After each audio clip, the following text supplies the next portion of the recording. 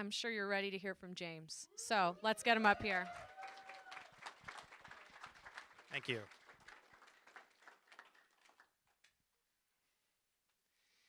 Let me turn this on. The slogan for our campaign is "It's time for a new generation." Thank you for coming out tonight and supporting me in this important decision. And thank you for my team for putting this together, and for Carol Surveyor and Dan Cairo for their powerful stories that they have shared with us. Their stories shape who they are, but, but they're also indicative of the society in which we live in today. My story is founded as much upon the choices that individuals have made as it is about the history of the country and the social forces at play. My grandparents still live on the Navajo Nation, descendants of Diné ancestors from time immemorial. My grandparents worked hard in Utah and Arizona. My grandfather in uranium mines. My grandmother stripping bed sheets, and guest rooms in the hospitality industry. My dad grew up with the Grand Canyon in his backyard. He survived boarding school. He calls it federal prison. He lived in California in the LDS Indian Placement Program. He served an LDS mission on the Navajo Nation. And then after his mission, he made it to Salt Lake City, where he's continued to provide and work for his family for the past 40 years. He came with 55 cents in his pocket and the hope for a better life. My other grandparents, they have a different story. They come from a long line of immigrants way back in Europe, England, Germany, Sweden. They were some of the first settlers in Middleburg Heights, Ohio. My grandfather, he fought in World War II. He saw the horror of the concentration camps.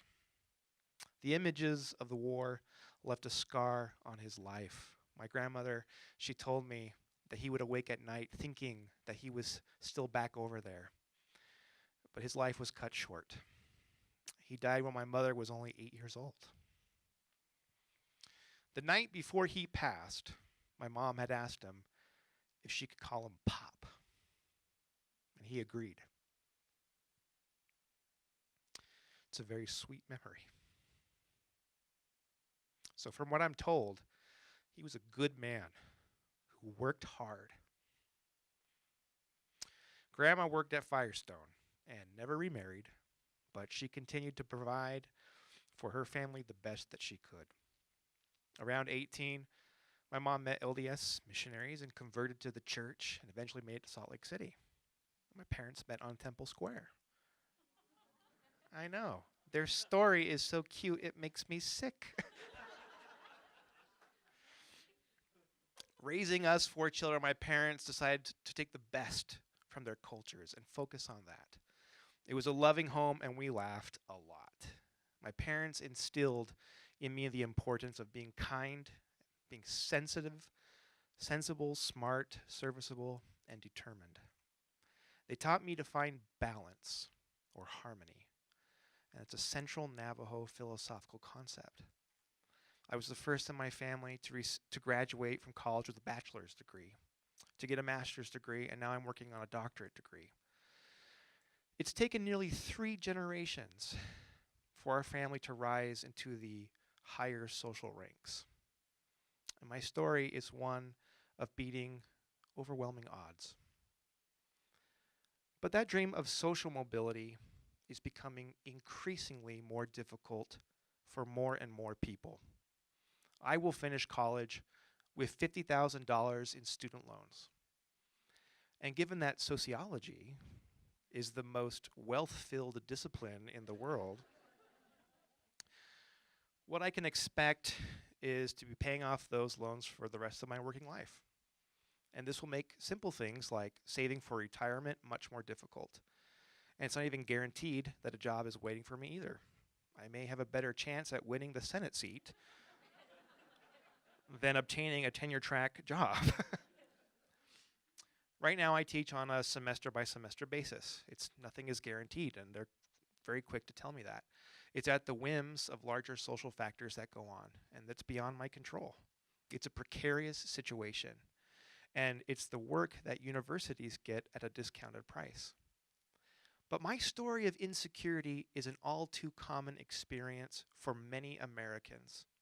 Full-time work becoming more scarce as part-time and temporary work becomes more prevalent. Wages are lower, benefits non-existent. Getting a college education is beyond the reach of many who have to make a decision to pay for rent or pay for tuition. At the other end, those at the top continue to pull further away in terms of wealth from the rest of us. Their taxes are lowered, and they are the recipients of government handouts and subsidies. And though economic prosperity was promised to all Americans, the divide between those who have and those who don't has expanded.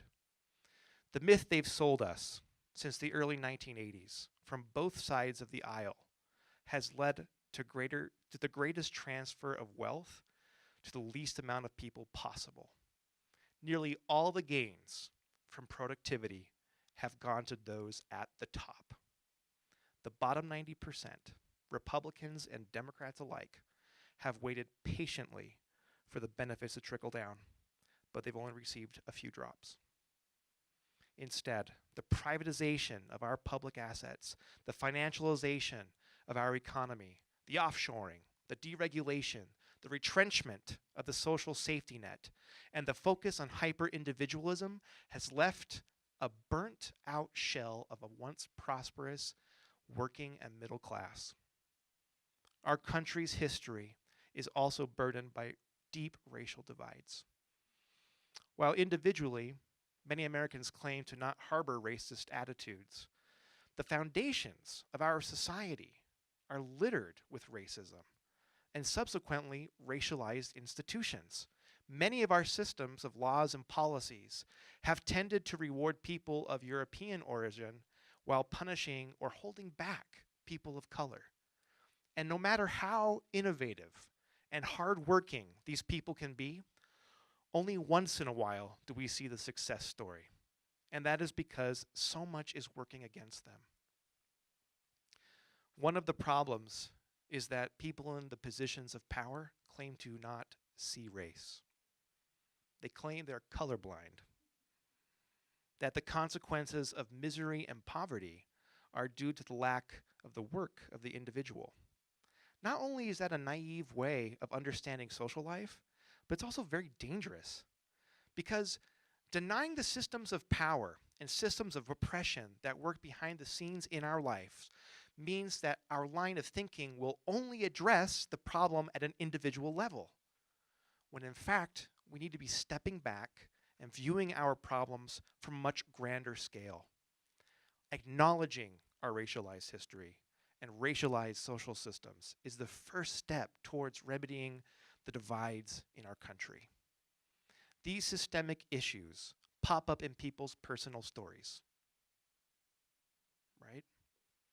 But they tell a bigger picture of mass incarceration, of settler colonialism, and the criminalization of immigrants.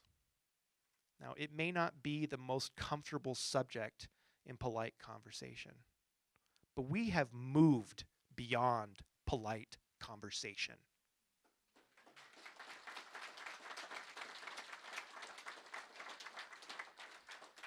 We must deal with the continuing legacy of racism. Now, I come from a strong family, or a family of strong and resilient independent women. In Navajo society, women have a much more prominent role that has been traditionally expressed in Western societies. My grandmother is the matriarch. My aunts and women cousins, they lead. It is the same in my family growing up, because my mom grew up primarily with only her mother. And she had an example of a strong, resilient, independent woman. And she was that kind of mother. My sisters are strong, resilient, and independent women today. And it is no coincidence that my wife is strong, resilient, and independent. At 18 years old, she left Venezuela to the United States alone. She was prescient enough to see that the political situation there would become untenable and dangerous. She wanted a better opportunity for her life. And she eventually made it to Utah, where she found work and started attending school, despite the fact that she did not have the legal documents to do so. Normally a confident woman, the status of immigrant with an illegal status began to wear on her. In fact, when we were first dating, she felt the need to disclose that information and gave me an out from the relationship if I wanted it. Well, I didn't. We got married, and she got her papers. So in this story, love conquered the insanely stupid immigration system.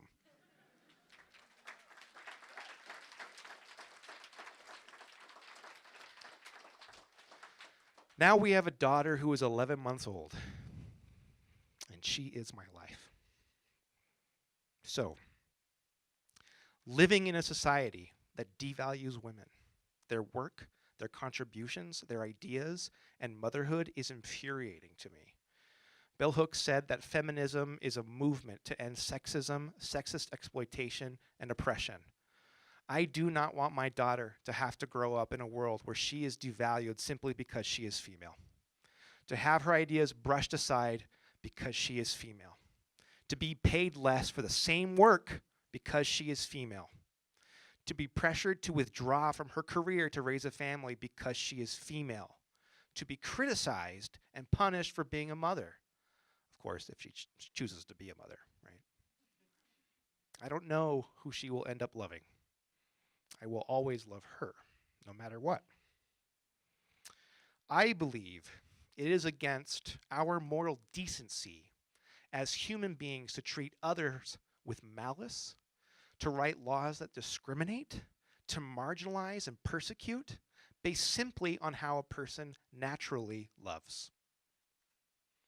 Now, echoing Carol's story, there is an epidemic of murdered and missing Indigenous women. Indigenous women are at the highest risk to endure sexual violence. Those are my sisters, my aunts, and now my daughter. We must work to bring down the system of male superiority and recognize the injustices our society has burdened women with.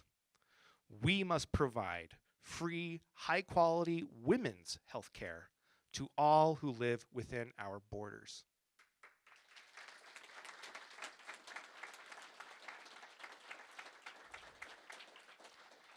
We must provide at least 16 weeks of paid maternity leave.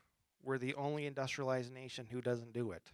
Nothing against Pakistan, but Pakistan has I think 12 or 16 weeks of paid maternity leave, okay? We must enforce anti-discrimination measures against people who treat unjustly women and people who identify as LGBTQIA+. Simply put, we demand equality. Everyone benefits in that situation. Finally, the debate about climate change should be one about how we should solve it, not whether or not it exists.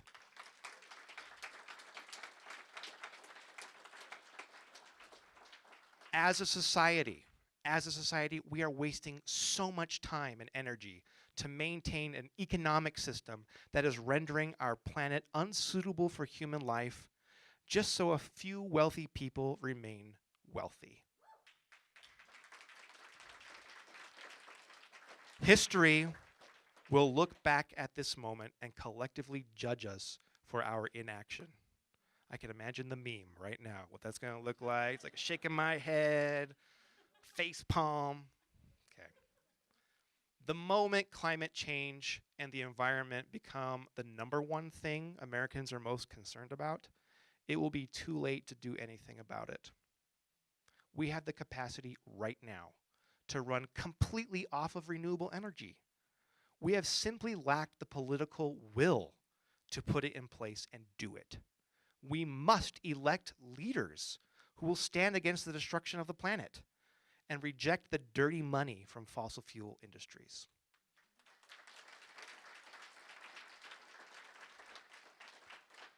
We need leaders to build for our future rather than sell out for today. A major theme weaving through the tapestry of these problems is the insidious reach of corporate money in our politics. Politics has become an inaccessible sport in which the rich are the only ones who get to play.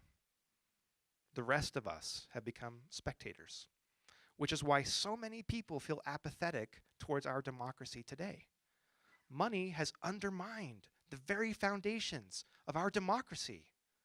Instead of civic engagement, corporations have stepped in to people's lives to define what gives us meaning. Mega businesses model the desires that we should have, the goals we should set, the things we should buy, and the actions we must do. They increasingly have control over our lives and the decisions that we make. In essence, our very agency to choose is limited by the power businesses exert over us. Now, we may find some of their methods time-saving, but the result is that instead of participating in communities, expanding our knowledge, and spending time with families, we find ourselves working more to buy things we don't need and end up making a very few people very rich. Money shouldn't equal freedom.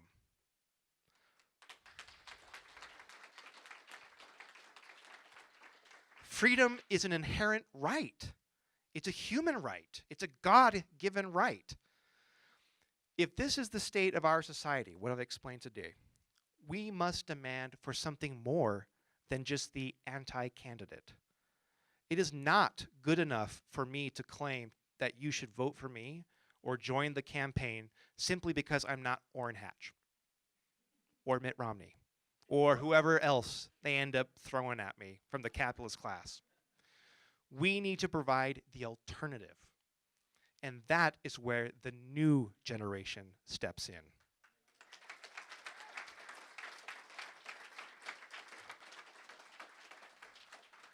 As young people, we want to live in a world that's more equitable, that prepares for what lies ahead instead of reacting in the heat of the moment. And while we rallied behind a call of hope and change not too long ago, our hope vanished away when we saw that the systems of oppression I outlined remained in place. And we learned an important lesson. Hope alone cannot bring about change. In the book of James, coincidentally, in the Holy Bible,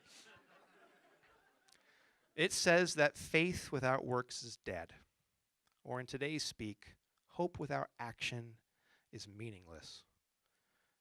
And so we must work. We must work. We must organize in families and groups, in neighborhoods and communities. We must organize to oppose the manufactured reality that brings despair and organize together to construct a new social reality.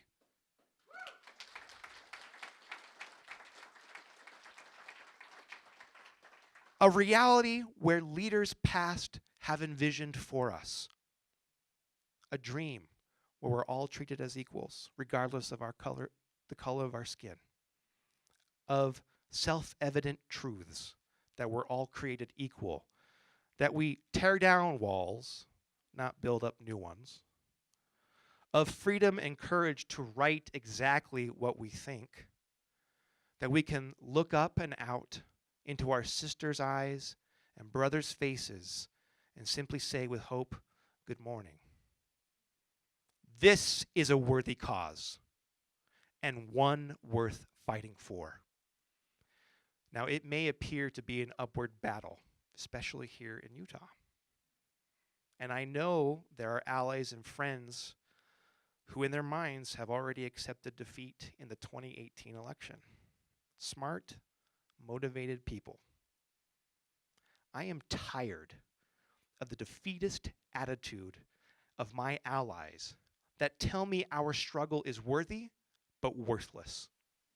We share too much in common with our supposed enemies to not be able to make them our friends. I am tired of waiting for change. I am tired of hearing and seeing people persecuted for the people they love or the way that they feel. I am tired of hearing about a few rich men changing rules and laws so they can tear into Mother Earth and leave her for dead and revel in the profits. I'm tired of a politics that keeps the common person out. I'm tired of political family dynasties and a politics that's full of vitriol and fear and hate.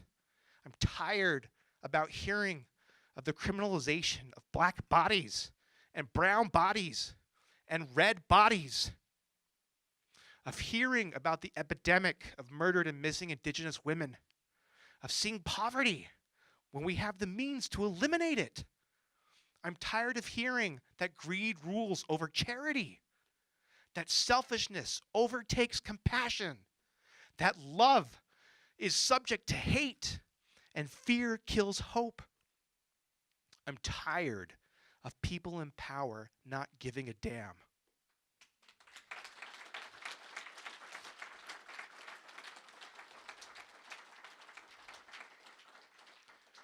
We wait no longer.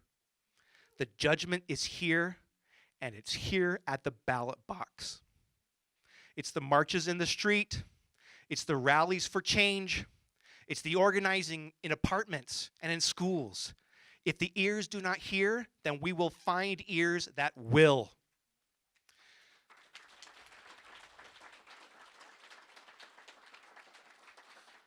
If there is one thing I've learned as a student of sociology, is that change cannot come by one person alone. I will not be able to move mountains or change the hearts and minds of people. I will not be able to create a society that values human life. That only comes with you, together. The power comes from our ability to unite, to work together every day, to fight together for the changes, to cry together, to laugh together, to suffer together, and to rejoice together. Our nation is only as strong as the strength of unity we can forge together. So therefore, our campaign cannot solely be a political campaign. It must depart from the business as usual. Instead, this campaign is a social one. It's a social campaign to transform lives, to build communities, and lay the foundations for the tomorrow that we want to see. And our message is simple. Our rallying cry is strong. We want equality and prosperity for all Utahns and all Americans.